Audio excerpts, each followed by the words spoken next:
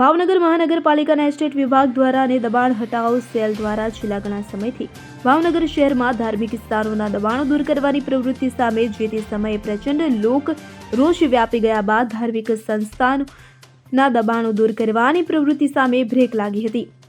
જ્યારે આજે તારીખ 9 ને ગુરુવારે સવારે દબાણ હટાવ સેલ દ્વારા મસમોટા પોલીસ કાફલા સાથે અને ચુસ્ત બંદોબસ્ત સાથે 2 JCB સાથે ભાવનગર શહેરના રાણીકા વિસ્તારમાં આવેલા પાંજરીગરા ચોક કે જ્યાં મુસ્લિમ વિસ્તાર છે અને શેરી વિસ્તાર છે કે ત્યાં આવેલા અને હઝરત હાસમ મિયા પીરની અને હઝરત કાસમ મિયા પીરની દરગાહ શરીફ ઉપર બુલડોઝર ફેરવી જમીનદોસ્ત કરી દેવામાં આવી છે। ત્યારે આ પ્રશ્ને અગાઉ આ વિસ્તારના પૂર્વ નગરસેવક ઇકબાલભાઈ આરબ, કાળુભાઈ બેલીમ, સલીમભાઈ શેખ સહિતના આગેવાનો દ્વારા રજૂઆત પણ કરવામાં આવી હતી।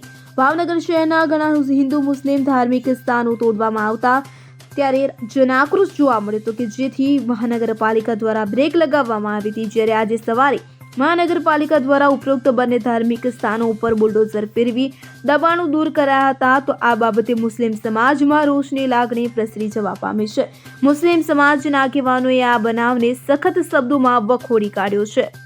Bureau report CN24 news. હવે જુઓ દેશ દુનિયાની તમામ ખબરો તમારી આંગળીના ટેરવે।